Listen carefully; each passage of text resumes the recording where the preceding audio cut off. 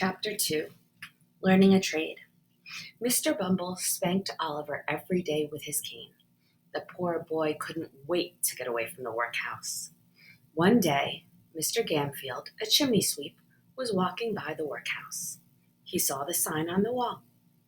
"I could teach this boy how to be a chimney sweep," he told Mr. Limbikins.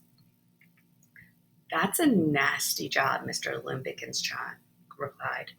"Young boys can smother in chimneys." "You won't let me have him then?" "I'll give him to you for £3. It's a good deal. You won't have to spend much to take care of the boy. He's never had much to eat, and if he gives you any trouble, just spank him." Mr. Bumble asked the judge to sign papers, transferring Oliver to Mr. Gamfield. "You're going to be an apprentice, Oliver," Mr. Bumble explained. "What's that, sir?" "Mr. Gamfield is going to teach you a trade and make a man out of you." Suddenly, the judge saw a look of great fear on Oliver's face and tears in his eyes. "What's the matter?" asked the judge. Oliver got down on his knees, sobbing bitterly.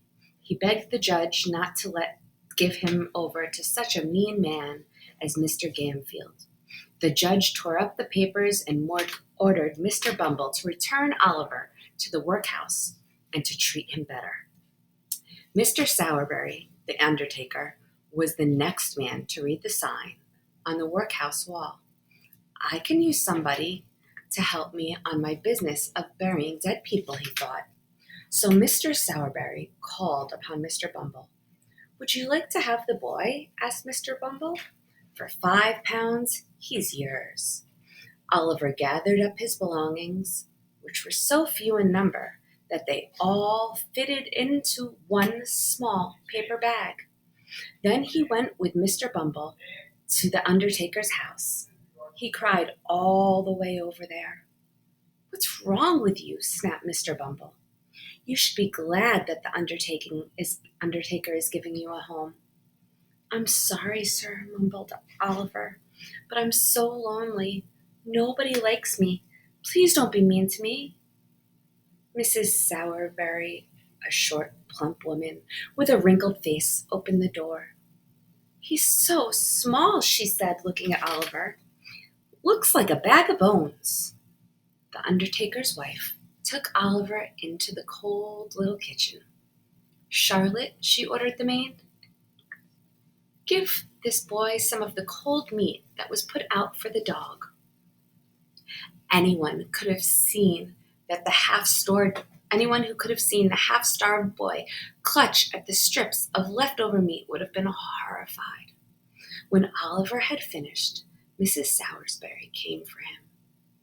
"Come to your bed," she said. "It's under the counter among the coffins. Hurry along." Oliver's new room was even more lonely and frightening than the one at the workhouse. All around him were coffins, waiting for dead bodies to fill them. There were also wooden boards to build more coffins. Oliver slept on a hard mattress. The room was very dark and hot. In the morning, someone kicked at the door. "Do you need a coffin, sir?" Oliver asked. "Shut up," said a young man as he entered. "I'm Noah Claypole, and you'll be working under me." Noah was a charity boy, but not a workhouse orphan. He knew who his parents were, but they were too poor to take care of him. Mr. Sowerberry showed Oliver what undertakers do. One day, they went to the house of a woman who had just died. Her husband and children stood crying over the body. Mr. Sowerberry brought a coffin, and he and Noah carried the body to the churchyard and buried it. They asked Oliver if he would like to be an undertaker. "No," replied the boy firmly. "Well, you'll get used to it," said Mr. Sowerberry. "You'll have to." Oliver was badly treated by Mrs. Sowerberry and Charlotte, but especially by Noah. One day, Noah insulted Oliver's dead mother. The little boy, who looked too weak to swat a fly, grabbed Noah by the throat and shook him violently. Then he hurled him to the ground with a fierce blow. "Oliver's going to kill me," cried Noah. "Help me, Charlotte. Help me, Mr. Salisbury. Get him off of me." The two women dragged Oliver into the cold, dark cellar and locked the door. "Go get Mr. Bumble," said Mrs. Sowerberry to Noah.